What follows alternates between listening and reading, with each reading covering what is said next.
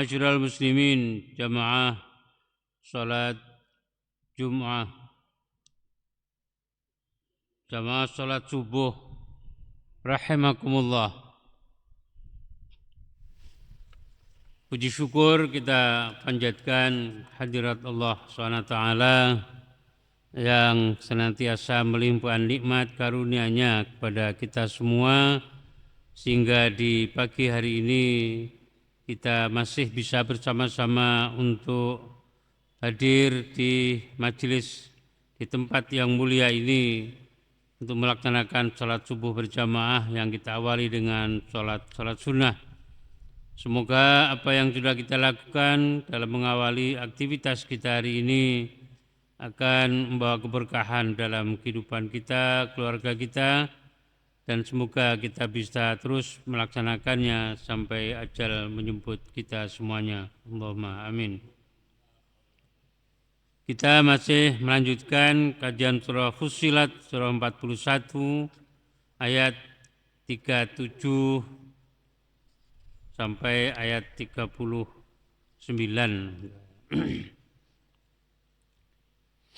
A'udzu billahi minasy syaithanir rajim.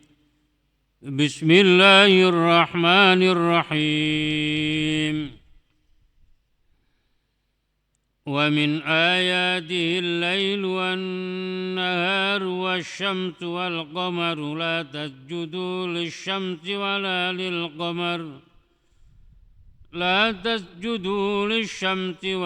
للقمر واسجدوا لله الذي خلقهن إن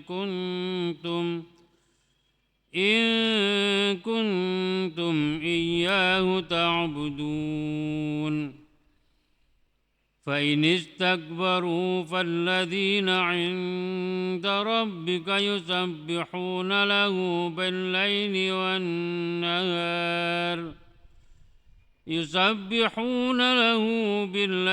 والنهار وهم لا يسأمون. Dan di antara ayat-ayatnya adalah malam dan siang, serta matahari dan bulan. Janganlah bersujud kepada matahari dan janganlah pula kepada bulan. Sujudlah kepada Allah yang menciptakannya jika kamu hanya kepadanya saja menyembah. Jika mereka menyombongkan diri, maka mereka yang ada di sisi Tuhanmu bertasbih kepadanya pada malam dan siang hari, sedang mereka tidak jemu-jemu.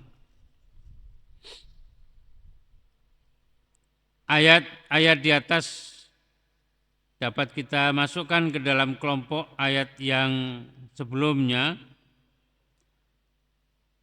Bagaimana ditempuh atau dikatakan oleh Imam At-Tabatabai, dapat juga kita jadikan sebagai kelompok baru yang kembali berbicara tentang kekuasaan Allah yang dimungkiri, diingkari oleh kaum musyrikin. Padahal dialah Allah yang menciptakan bumi dalam 2 hari, memberkatinya dalam 2 hari, serta menciptakan langit dalam 2 hari pula. Ini untuk membuktikan betapa kuasa Allah membangkitkan kembali manusia setelah kematiannya. Apapun yang kita pilih, yang jelas adalah pada ayat-ayat di atas Allah mengingatkan tentang kuasanya yang berkaitan dengan benda-benda langit. Ayat 32, 33 ini, 37, 38 ini menyatakan, dan di antara ayat-ayat yakni tanda-tanda keesaan dan kekuasaan Allah adalah malam dan siang serta matahari dan bulan. Janganlah sujud kepada matahari dan janganlah pula bersujud kepada bulan, karena keduanya adalah makhluk ciptaannya. Tetapi sujudlah kepada Allah yang menciptakan semuanya itu, yakni yang menciptakan malam, siang, matahari, dan bulan. Jika memang kamu hanya kepadanya saja menyembah. Jika mereka menyombongkan diri, enggan bertasbih, mensucikan Allah, lagi enggan mengikuti tuntunan ini, dan tetap durhaka dan mempersekutukan Allah Subhanahu wa taala, maka engkau, wahai Nabi Muhammad, dan siapapun juga tidak perlu kecewa, karena yang Maha Kuasa itu tidak butuh kepada ibadah mereka. Dan tidak ada hamba-hambanya yang lain, yaitu malaikat-malaikat dan lain-lain yang sangat patuh kepadanya. Tidak sesaat pun menyombongkan diri. Maka mereka yang ada di sisi Tuhanmu itu terus-menerus bertasbih kepadanya, yakni mensucikan Allah saja dari segala kekurangan pada malam dan siang hari. Sedang mereka terus-menerus bertasbih itu dalam keadaan tidak jemu-jemu melakukannya.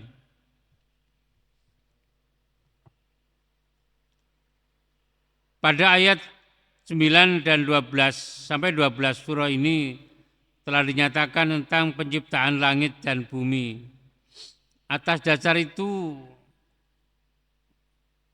maka adalah lebih sesuai bila kita memahami uraian menyangkut langit dan bumi pada ayat di atas tidak lagi dari aspek penciptaannya, sebagaimana ayat 9 sampai 12 pada surah ini, tetapi dari sistem perjalanannya yang demikian rapi dan teliti. Ini menunjukkan betapa kuasa Allah melakukan hal tersebut, sekaligus menunjukkan keesaannya, karena dua pengemudi yang mengendalikan satu kendaraan pastilah mengacaukan perjalanan kendaraan itu. Bagaimana Allah menyatakan dalam ayat yang lainnya, laukana fihima alihatun illallah lafasadata. Kalau sekiranya di antara langit dan bumi ini ada Tuhan lain selain Allah, sungguh pasti dunia ini akan hancur. Masyarakat Arab tidaklah menyembah matahari, yang menyembahnya ketika itu adalah sebagian masyarakat di Yaman. Ini menunjukkan bahwa sejak dini dialog Al-Quran tidak hanya tertuju pada masyarakat Makkah, tetapi telah melampauinya sehingga mencakup kawasan di luar wilayah Jazirah Arab ketika itu. Kalimat inda rabbika, di sisi Tuhanmu, bukan dalam arti tempat, tetapi kedudukan terhormat. Kita tidak tahu persis siapa yang dimaksud dengan di sisi Tuhan itu. Yang terlintas dalam benak-benak para ulama adalah para malaikat, dan boleh jadi ada selain mereka yang kita tidak ketahui apa dan siapa mereka. Kata lahu pada firman Allah, yusabbihuna lahu, berfungsi mengkhususkan tasbih itu hanya kepada Allah semata-mata, tidak kepada yang lain. Sedang yang dimaksud dengan kata al-lail wan nahar, malam dan siang, adalah setiap saat tidak pernah putus. Ini karena malaikat tidak mengenal malam dan siang. Walaupun pendapat ini dapat diterima, alasannya dirasa kurang tepat oleh penulis kitab tafsir ini karena ayat ini ditujukan kepada manusia yang mengenal malam dan siang. Bahkan Nabi Muhammad SAW sendiri pernah bersabda, silih berganti mengawasi kamu malaikat malam dan malaikat siang. Mereka bertemu pada sholat subuh dan sholat asar. Kemudian yang datang kepada kamu itu naik. Lalu Allah bertanya, padahal dia Allah yang maha mengetahui tentang mereka. Bagaimana kamu tinggalkan hamba-hambaku? Mereka menjawab, kami meninggalkan mereka dalam keadaan sholat dan kami juga menemui mereka sedang sholat. Hadis ini diriwayatkan oleh Imam Al-Bukhari dan Muslim melalui sumber dari sahabat Abu Hurairah. Kata yus'amun berarti bosan dan letih. Ini mengisyaratkan bahwa yang mereka lakukan itu bukan sekedar amal kalbu atau lisan, tetapi juga amal badaniyah. Ini diperkuat oleh firman Allah dalam Al-Quran surah Al-A'raf surah ke-7 ayat 206. Allah menyatakan, innalladzina 'inda rabbika la yastakbiruna an ibadatihi wa yusabbihunahu wa lahu yasjudun. Sesungguhnya mereka yang ada di sisi Tuhanmu tidaklah menyombongkan diri menyembahnya dan mereka menyucikannya dan hanya kepadanya mereka bersujud. Ketika menafsirkan ayat ini, penulis tafsir ini antara lain mengemukakan bahwa ayat tersebut melukiskan 3 sifat malaikat. Yang pertama, tidak angkuh atau enggan beribadah karena keangkuhan mengantar kepada kedurhakaan. Kedua, bertasbih, mensucikan Allah dari segala kekurangan. Dan ketiga, selalu sujud dan patuh kepada Allah. Selanjutnya, karena ibadah lahir dari ketiadaan keangkuhan, dan ini terdiri dari 2 hal, yakni rohani dan jasmani. Yang berkaitan dengan hati adalah penyucian Allah SWT, dan yang berkaitan dengan jasmani adalah sujud kepadanya. Sujud adalah kondisi yang mengantar seseorang paling dekat kepada Allah. Ayat ini merupakan salah satu ayat sajdah. Hanya saja ulama berbeda pendapat menyangkut pada penggalan mana sujud itu hendaknya dilakukan. Imam Malik berpendapat pada akhir ayat 37, yakni in kuntum iyyahu ta'budun. Karena kalimat itulah yang berkaitan langsung dengan perintah sujud. Adapun Imam Asy-Syafi'i dan Imam Abu Hanifah, menurutnya sujud hendaknya dilaksanakan setelah selesai membaca akhir ayat 38, yakni wahum la yasma'un. Karena ayat 38 itu merupakan akhir uraian ayat ini. Ayat 39, wa min ayatihi annaka taral arda khashi'atan fa idza anzalna 'alaiha al-ma' فإذا أنزلنا عليها الماء اهتزت وربت إن الذي أحياها لمحيي الموتى إنه على كل شيء قدير. Dan di antara ayat-ayatnya adalah engkau melihat bumi kering, tandus, Maka apabila telah kami turunkan air di atasnya, yakni hujan, niscaya ia bergerak dan mengembang. Sesungguhnya Tuhan yang menghidupkannya tentu dapat menghidupkan yang mati. Sesungguhnya Dia Maha Kuasa atas segala sesuatu.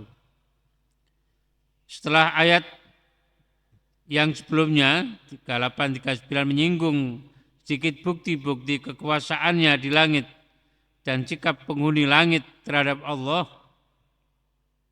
ayat di atas menguraikan bukti-bukti kekuasaannya di bumi. Allah berfirman, dan di antara ayat-ayat, yakni tanda-tanda kebesaran dan kekuasaannya, adalah engkau melihat dengan pandangan mata atau pikiran, melihat bumi kering, tandus, gersang, dan mati. Maka apabila telah kami turunkan air di atasnya dari langit atau dari ketinggian gunung, niscaya engkau, siapapun engkau, selalu melihat tanda-tanda kehidupan padanya, yaitu ia bergerak dan mengembang ke permukaannya, meninggi akibat air dan udara.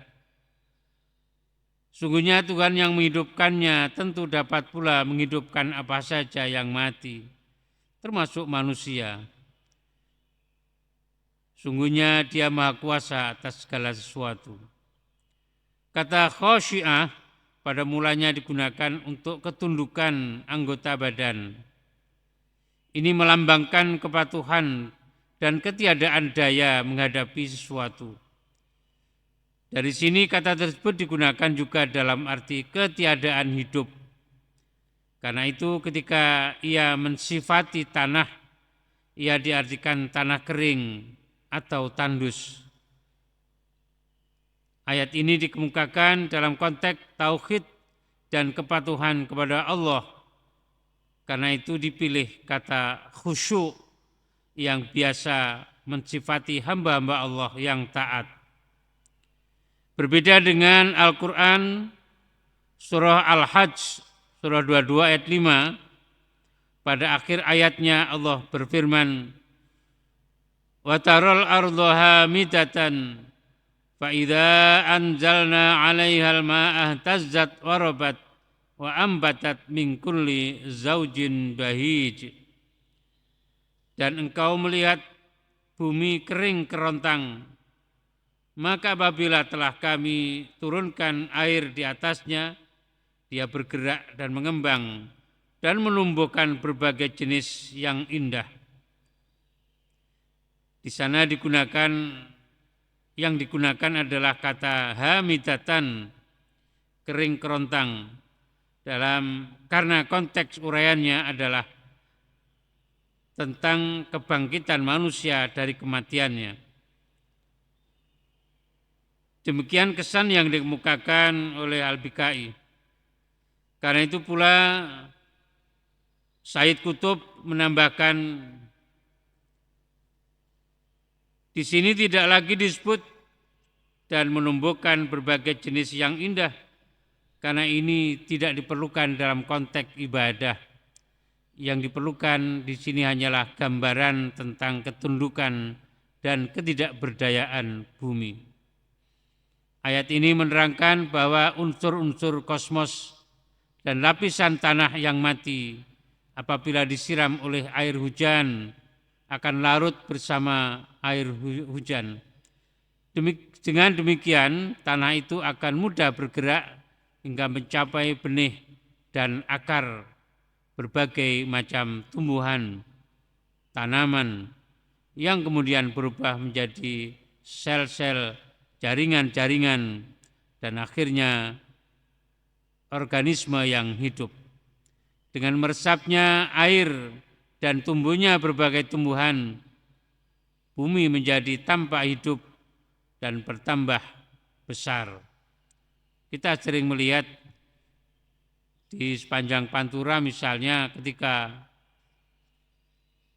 musim kemarau panjang, semua tanaman terlihat seakan mati. Ya. tetapi begitu turun air hujan 2-3 kali, maka semua tanaman, apakah itu pohon jati atau yang lain, kemudian mulai tumbuh daun-daunnya yang menghijau, sehingga sangat berbeda sekali dengan kondisi keadaan ketika pohon-pohon itu masih dalam kondisi kemarau yang panjang. Demikian Allah menggambarkan sebuah proses kehidupan kekuasaannya untuk menumbuhkan sesuatu yang mati, termasuk membangkitkan manusia dari alam kuburnya nanti, termasuk kita semuanya. Ayat berikutnya insya Allah nanti akan kita kaji pada Jumat yang akan datang. Semoga Allah masih memberikan sehat dan umur panjang kepada kita, sehingga kita terus bisa berikhtiar untuk meningkatkan kualitas keimanan dan ketakwaan kita, dan semoga Allah mengampuni semua dosa-dosa kita, dosa kedua orang tua kita, dan semua guru yang telah memberikan ilmunya kepada kita semuanya. Bismillahirrahmanirrahim. Alhamdulillahirabbil alamin. Allahumma shalli wa sallim wa barik ala sayyidina Muhammadin fatih lima ughliqa wal khatimi lima sabaqa. Nasirul haqqi bil haqqi wal hadi ila siratikal mustaqim wa ala alihi wa sahbihi haqqa qadri wa miqdarin azim. Allahumma fir lana dhunubana wa liwalidina warhamhuma kama rabbayana shighara. Rabbana ighfir lana dhunubana wa li ikhwanina alladhina sabaquna bil iman wa la taj'al fi qulubina ghillan lil ladzina amanu rabbana innaka ra'ufur rahim. Allahumma anfa'na bima 'allamtana wa 'allimna wa yanfa'una wa zidna 'ilman nafi'a.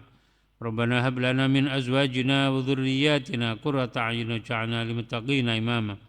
Allahumma ja'alna wa auladana wa dhurriyyatana min ahli ilmi wa ahli khair wa la taj'alna wa iyyahum min ahli syarri wal dhair. Allahumma inna nas'aluka as-sihhata wal 'afiyata wal mu'afata ad-da'imata fid dini wad dunya wal akhirah. Rabbana atina fid dunya hasanah wa fil akhirati hasanah wa qina adzaban nar wa adkhilna al-jannata ma'al abrar ya aziz ya ghaffar ya rabbal alamin. Wa sallallahu ala sayyidina Muhammadin wa ala alihi wa sahbihi wa baraka wa sallam. Subhana rabbika rabbil izzati amma yasifun wa salamun alal mursalin walhamdulillahi rabbil alamin. Subhanakallahumma wa bihamdika asyhadu an la ilaha illa anta astaghfiruka wa atubu ilaik. Assalamualaikum warahmatullahi wabarakatuh. Allah. Subhanallah.